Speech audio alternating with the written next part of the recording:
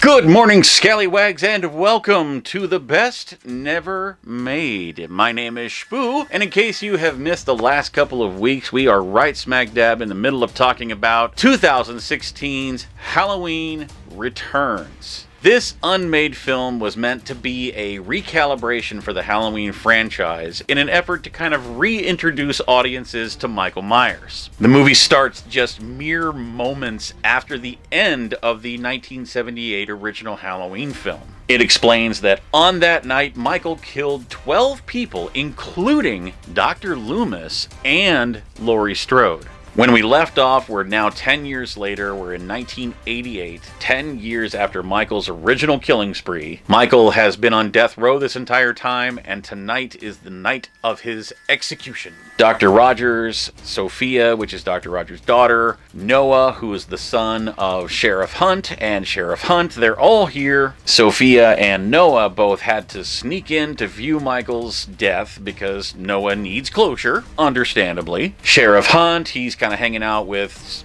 Karen, who was the woman that Michael was chasing in the opening scene. If you have no idea what I'm talking about, go back over the last 2 weeks and get caught up to speed. Anyway, all of these people, they're here, they're sat down, they're waiting to watch the boogeyman die. And Michael had just officially been strapped down to the table when we left off last time. So with all of that out of the way, let's jump right back into 2016's Halloween Returns, one of the best Halloween movies never made. The room is completely silent as the medical examiner and her two technicians hook Michael up to a heart monitor. They get Michael's IV inserted and they draw the curtains open so that everyone in the viewing area can now see the man himself. Once again, it is important to note that the script makes very clear that even though Michael is not wearing his mask through a good chunk of this movie, we will never see his face. Anyway, the warden asks if Michael has any last words, and surprisingly, Michael goes on this really long rant about religion and the government and how society failed him and how you're not a true Halloween fan if you believe a word of this. Of course, Michael just kind of stands there silently looking around the room. It's almost like he's scanning the faces in the crowd, trying to get a mental note of who's here. Lightning even flashes a couple of times, illuminating people's faces so Michael can see them better. And after a couple of minutes of doing that, he just hangs his head and stares at the floor. Finally, the clock strikes midnight and the warden kind of nods to the guy at the control panel to pull the switch. Actually, I know they don't really have a switch anymore, but pushing a button, it's not quite as dramatic as pulling the switch, so we're gonna go with pull the switch. That's not that exciting. The warden then kind of leaves the room, so now the only people in this room are Michael, the medical examiner, and the two technicians that are helping the medical examiner. The first plunger starts to go down, filling Michael with a strong barbiturate. And this next little section is one of the times in this script where it does a really good job of kind of explaining exactly what's happening in great detail, even kind of setting the mood for how we're supposed to feel during this scene. It keeps going into Michael's point of view, so we kind of see the world slowing down and starting to kind of warp around him. Sharp edges kind of start to go soft because he's basically losing consciousness. And for the first time ever, we see Michael Myers in sort of a state of weakness. His heart rate starts to slow down, just ever so slightly. The second plunger starts to lower. Michael begins to wobble just a little bit. His heart rate is really slowing down now. Noah, meanwhile, he starts to kind of inch forward, hoping to get a better look. He's getting really excited at all this. And after just a moment of hesitation, Sophia, she kind of, joins him, stays right by his side. We cut back to Michael's point of view, and we actually see that the edges of the screen are going dark. So, it's almost coming into a tunnel vision sort of thing. He is truly starting to slip away at this point. But then suddenly, something catches his view. A sudden flash of lightning kind of lights up Sophia's face. And when Michael sees that, his heart rate begins to go back up. Dr. Rogers notices that his heart rate is increasing, but he can't see what Michael is looking at. Kind of looking around and starting to freak out, he looks over to the warden, who kind of gives him the "it's fine" kind of nod. Michael, meanwhile, is just fixed on Sophia. His breathing starts to intensify, his heart rate continues to go up, and he even starts clenching his fist. The third plunger starts to move down now. But instead of Michael falling limp, he suddenly shoots up. These thick veins start like bulging out of his chest and out of his arms. Every single muscle in his body is flexing. His entire body just clenched. Everybody in the room completely confused, as you would be. We cut back to Michael's POV again, and everything is just spinning. I mean, it's going just absolutely just complete apeshit. He takes this huge gasp for air, and his heart rate just goes through the roof. Dr. Rogers kind of steps forward, just completely can't believe what he's seeing. And he very quickly goes from confusion to absolute terror as he notices that these bulging veins start turning what the script describes as being angry red, and then turning to black as the execution cocktail. Now there's a great drink name for you. The execution cocktail is still coursing through him, very much so. Michael's body shoots up, the restraints clanging against the metal table. Everybody out in the viewing room, meanwhile, completely just in shock. Noah even decides, this enough's enough, it's time to go. I've seen enough. But doing so, he kind of pulls Sophia up to her feet, which gives Michael a better view of her. And Michael jerks up even more. Meanwhile, this execution cocktail that's flowing through Michael, kind of, combined with him resisting it and clenching up all over, is leaving Michael's entire body, like head to toe, just bruised. And of course, amidst all these bruises, you still have his veins going from like red to black. Just really nasty looking. There's even a few people out in the viewing room that start screaming just because of the unnatural sight before them, basically. Some people even start like backing out the door like they've seen enough. And meanwhile, Noah, especially Noah, he's getting very panicked by this, even starts having trouble breathing. So Sophia grabs his arm and she starts helping him to get toward the door. Meanwhile, back up front, Dr. Rogers starts banging on the glass. He's yelling for the medical examiner, what is happening? But she and the two technicians are just as confused as everybody else. She rushes over to this switch for like a backup vial, basically, like an extra dose that will finally put him down. And right before she hits the button, of course, what happens? Boom! One giant clap of thunder and the whole place goes dark. Well, anybody who wasn't panicking before is definitely panicking now. But the warden yells for everybody to be calm. It's fine. It's just the storm. We've got a backup generator. Just give it a minute. It'll kick back on. We can get back on with this thing. Back inside the execution room, the medical examiner and the two techs, they're like checking over everything, trying to figure out where's the problem coming from. Suddenly, she notices that there's blood coming from where the injection point is. And she's like, oh, well, there's the problem. The line's bad, guys. We've got to go manual. One of the technicians fills a syringe with potassium chloride as the lights kind of flicker behind him a little bit. The generator trying like hell to get the power back on. Dr. Rogers is like slamming into the door, trying to get the door to the execution room open, but the warden is like, hey, power's off. Everything shuts down and locks. Just give it a minute. Meanwhile, he yells, at least close the curtain. People are freaking out here. Close the curtain so they can't see all this crazy bruise, black, red, whatever stuff's happening here. Close the curtain. Inside the execution room, the medical examiner is having a hard time getting Michael to hold still enough to get the syringe into a vein. Back in Michael's point of view, the script says that the entire world is strobing, electric, vibrant, as he keeps straining with everything in him. Finally, the medical examiner's like, there, I've got it. She's like a millimeter away from piercing his skin when, snap, one of Michael's restraints breaks. Outside, a horrifying scream can suddenly be heard from inside the execution room. Dr. Rogers hears it, Sophia and Noah hear it, everybody hears it. We cut back to the execution room.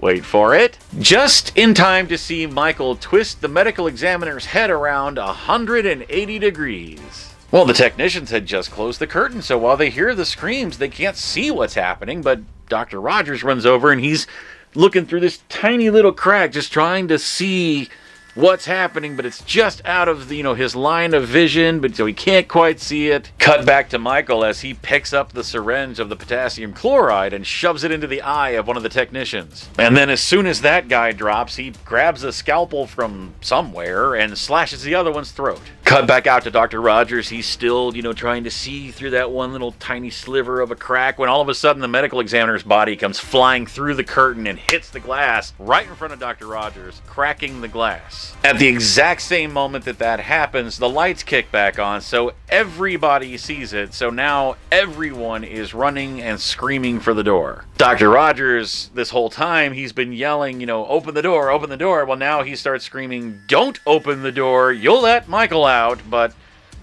of course, it's too late. He just stands there looking on in absolute terror as people go pouring through the now open door, and all of a sudden he catches a glimpse of Sophia. He is about to yell something to her, but right before he can get it out, he hears another scream from inside the execution room. He turns his head for just 1 second, but as soon as he looks back to where Sophia was, she's already gone. Now he's completely fearing the worst, so he picks up a chair and smashes through the window to the execution room. He climbs inside, and of course he finds the medical examiner and the two techs, or their bodies anyway, and he hears 2 gunshots go off somewhere in the distance. We cut back to Noah and Sophia as they reach the front gates. Noah is not in the best of shape. He's having a really rough time with all of this, but Sophia, she comforts him, she helps him to the car, she keeps telling him it's okay, it's okay. Back inside, Dr. Rogers is checking the pulse of one of the technicians, and he hears 2 more gunshots go off from this hallway at the back of the medical examining room. I said medical examining room, thinking of the medical examiner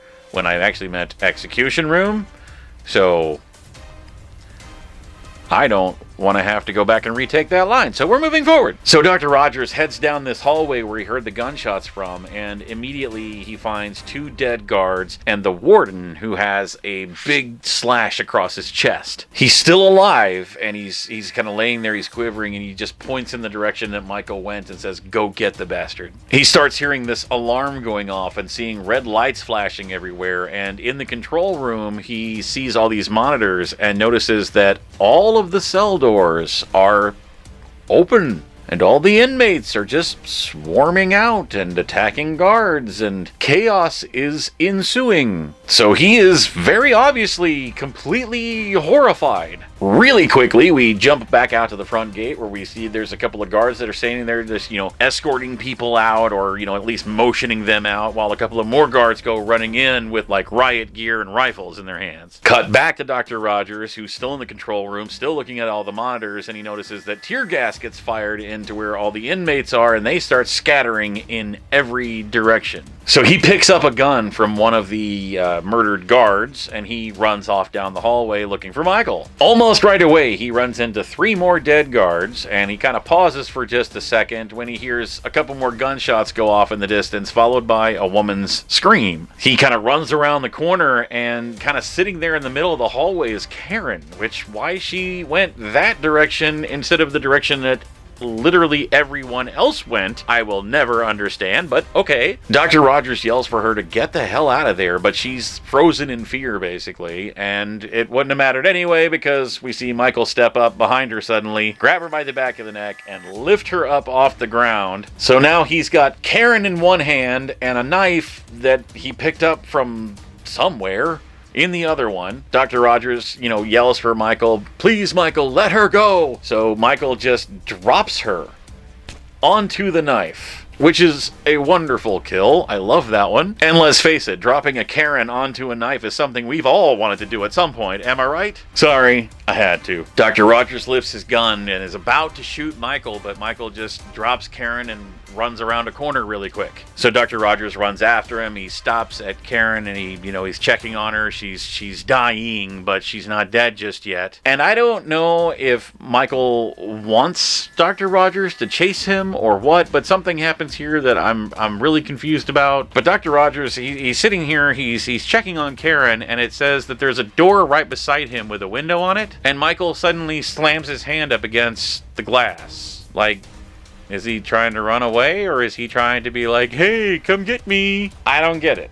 That's like the one confusing part that I came across. And then Dr. Rogers tries to open that door, but the door is locked. Anyway, we cut back to Sophia and Noah for 1.5 seconds, basically, just to see that they're now in the car. They're making their escape. Noah is still in really bad shape. He's crying. He's very over emotional. Sophia puts her arm around him and she keeps assuring him it's okay, it's okay. Back inside, we see this old janitor guy, and he's making his way through a boiler room. And unfortunately, no, it's not Freddy's boiler room or anything like that. He's not in this, unfortunately. But he locks a series of doors, and then he notices this pile of, cleaning chemicals that have been spilled all over the floor. He kind of walks over and starts to pick them up when suddenly Michael steps out from behind the boiler and grabs him by the face, and we cut away. We cut back to Dr. Rogers, who is very slowly walking through a locker room. He's kind of following this trail of blood that's on the ground. At the end of the locker room, he suddenly walks up to this door that says boiler room, and he just kind of slowly starts lifting his gun as the blood trail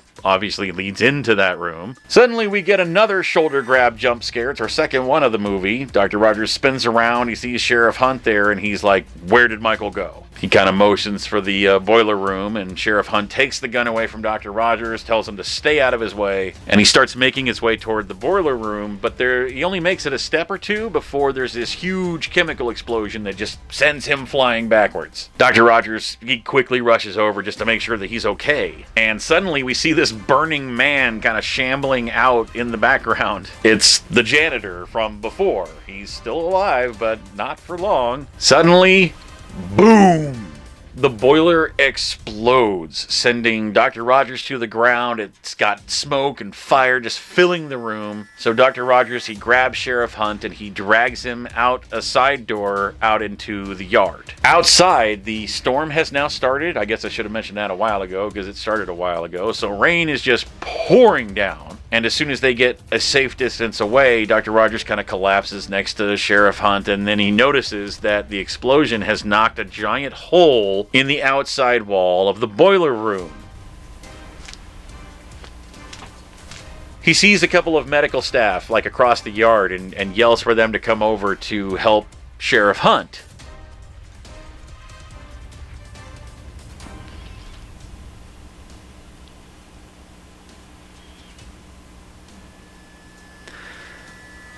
As they come running over, he stands up and he's, rubbing the smoke out of his eyes, and that's when he notices the open front gate.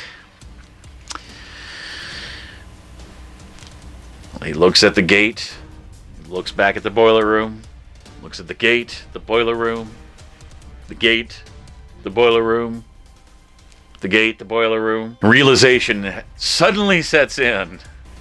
No! So Dr. Rogers immediately rushes over to the front gate, and they're still, standing there escorting people out the gate. And asking the question that I was asking this whole time, Dr. Rogers is like, why aren't you screening these people? Why are you just letting them walk out of here? The guard tells him that, no one has walked out of here that isn't supposed to walk out of here. And tells him that none of the prisoners ever even made it out of the main building. Dr. Rogers looks back at the boiler room, and he just knows. He knows that Michael is gone, and he drops to his knees, defeated. And the camera fades to black. And once again, that's where we stop for the week. Michael is free once again, and is off to kill again. Want to know what happens next?